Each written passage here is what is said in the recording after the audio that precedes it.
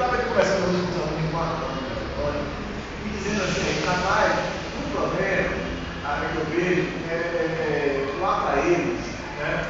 E também de certa forma conversa com vocês, é o conhecimento fatiado, né, dado por disciplina. Normalmente não acontece concatenado. O fluxo que aí é concatenado, né? Quando você bota os núcleos, o nosso fluxo não é concatenado. Eu não consigo esse fluxo. Por quê? Porque não tem disciplina para fazer convergência de